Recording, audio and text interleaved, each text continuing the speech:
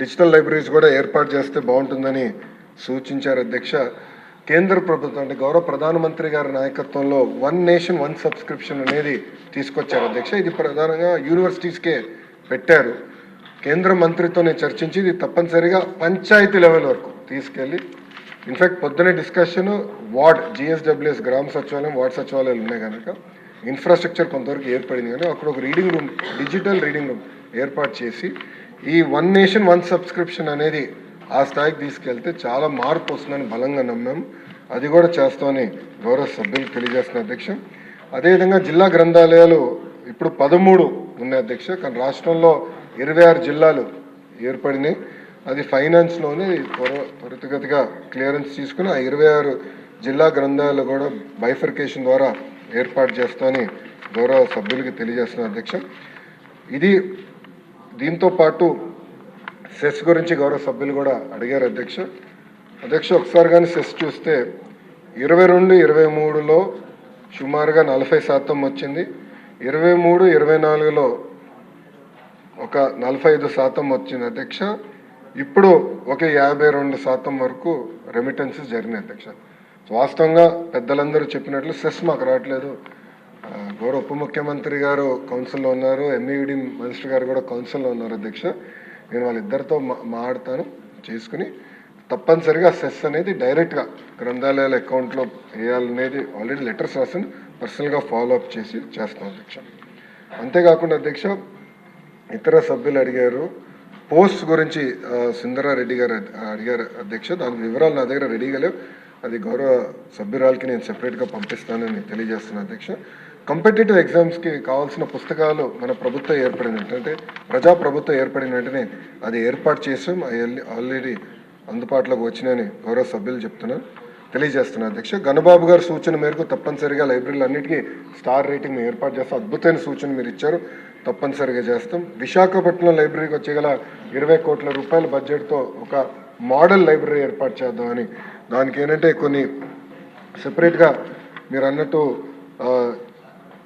Children corner ఒకటి, యంగ్స్టర్స్కి ఒకటి, aged readers ఒకటి, టెక్నాలజీ కావాల్సిన డిజిటల్ యాక్సెస్ ఏర్పాటు చేసేదానికి కేవలం పుస్తకాలతో పాటు అదొక ప్లేస్ ఆఫ్ కాంగ్రిగేషన్, కమ్యూనిటీ కలిసి అందరూ కులం మతం ప్రాంతం అతీతంగా అందరూ వచ్చి కూర్చుని ఒక యాక్టివిటీ కూడా చేసుకునేటట్టు మేము ఆ సెంటర్ని రూపొందిస్తామని గౌరవ సభ్యులకి నేను తెలియజేస్తున్నాను అధ్యక్ష. ఇది కూడా ఒక స్కెడ్యూల్ ప్రకారం చేస్తాం. ఆ ప్లాన్స్ అని సంబంధించిన ఎమ్మెల్యేలకి ఎంపీలు కూడా మేము షేర్ చేస్తాం. మీరు మీ సూచనలు కూడా ఇవ్వాలని గౌరవ సభ్యులందరూ కూడా నేను తెలియజేస్తున్నాను అధ్యక్ష.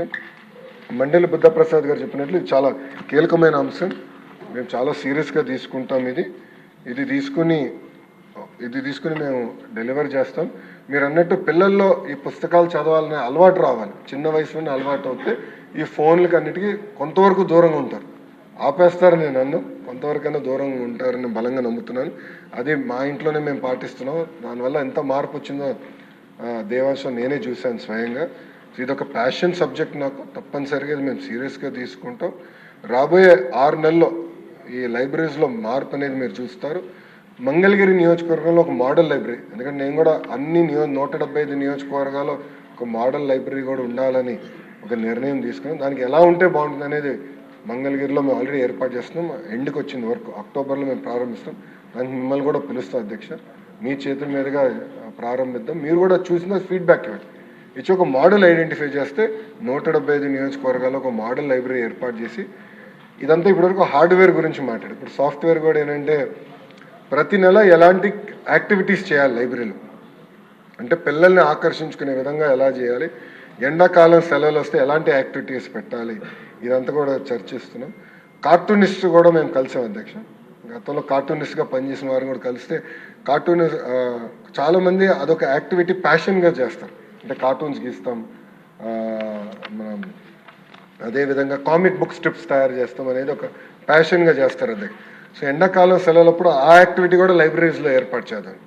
అంటే టెక్నాలజీ నుంచి దూరంగా తీసుకొచ్చి పిల్లల్ని టైం టు టైం ఇలా ఇన్నోవేటివ్ మెకానిజమ్స్ ద్వారా లైబ్రరీలో యాక్టివేట్ చేయాలి, వాళ్ళ క్రియేటివ్ థాట్ ప్రాసెస్ యాక్టివేట్ చేయాలని ఒక లక్ష్యంగా పెట్టుకునే అధ్యక్ష. ఇది కూడా ఒక స్కెడ్యూల్ ఆల్రెడీ వేసాం. ఆ స్కెడ్యూల్ కూడా గౌరవ సభ్యులు 3కి మేము పంపిస్తాం. దానిపైన మీరు మీ ఫీడ్బ్యాక్ ఇవ్వండి, టైం టు టైం సూచనలు ఇవ్వండి. కానీ మీరు అన్నట్టు ఒక మాట చెప్పాలంటే మనం పట్టించుకోలేదు గతంలో లైబ్రరీస్ గురించి. ఇది సీరియస్గా తీసుకోవాల్సిన అవసరం ప్రభుత్వం పైన ఉంది. తప్పనిసరిగా మీ అందరి సూచనల మేరకు ఇది ఒక మోడల్, దేశానికి ఒక మోడల్గా రూపొందించే బాధ్యత ప్రభుత్వం తీసుకుంటుందని గౌరవ సభ్యులు తెలియజేస్తారు. Thank you. క్వశ్చన్ నెంబర్ 869 ఇంధన శాఖ మంత్రి గారు.